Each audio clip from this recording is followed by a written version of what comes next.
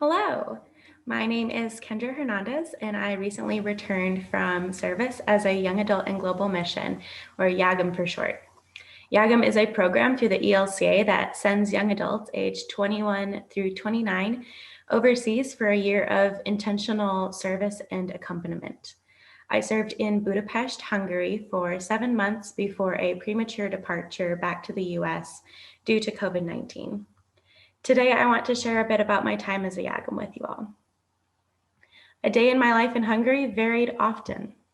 I lived with a family of 6, 2 parents, Noemi and Gerge, 2 teenage girls, Janka, the oldest daughter, and Bori, the second oldest, and 2 teenage boys, Marci and Mishi, who is the youngest.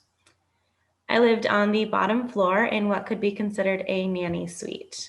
I had my own bedroom, bathroom, kitchen, and entrance. When I was not in my own space, though, we were often hanging out in the kitchen upstairs, snacking on fruits and talking about our days. Noemi was often cooking up something special for the family, anything from roasted duck to goose liver to sour egg soup. And yes, I tried it all. Mishi was often playing the piano and learning new songs, including Thunderstruck by AC/DC. But what did I do for work? On Mondays and Thursdays, I worked as a teaching assistant for English classes at one of the Lutheran secondary schools in the city. Some days I got to teach simple songs or tongue twisters.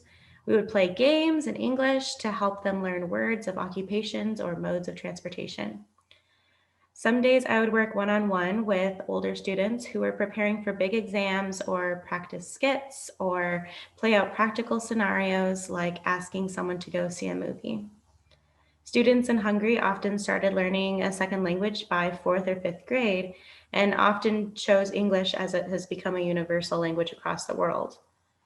I worked with many different teachers who were all very kind and helpful and would even invite me to hang out with their families on the weekends or would bring me new books to read on my commute. On Tuesdays and Wednesdays, I worked in the office of Pirina Mensa, which is an international network of Roma organizations. The Roma people in Europe are a minority highly discriminated against, though are some of the most resilient, strong, and educated people I've ever met. My supervisor was Anna, who is a smart and fierce activist and taught me a lot about the history of Roma as well as current realities. My coworker was Ildi, who became a close friend and would laugh with me daily, even when showing me how to do simple administrative work. And our boss was Marietta, who knew people all over the world and was well respected for the work she has done and continues to do through Pirina Mensa. Together, we organized study sessions and networking meetings. We organized awards and connected different groups to each other. We traveled together and were able to meet with different organizations and work together to plan bigger things for the future. In Hungary, nearly 1 million people are Roma, which is the same number of Roma who live in the United States today. Most people do not know the name Roma as well as they know the name Gypsy, which is improper and a disrespectful name. You will not hear me using this word to describe these people as it is a derogatory term created by the media, portraying a stereotype of beggars, musicians, and a romanticized idea of women, which are stereotypes proven to not be true. These strong women I worked with at Pirina Mensa do so much for the Roma organizations across the globe, and I was simply lucky to be a part of it, even for a brief amount of time. The people I met in Hungary were welcoming beyond expectation.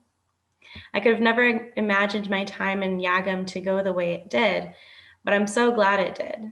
And I thank you all for supporting me through this journey, whether it be financially, prayerfully, or simply by listening to me speak today.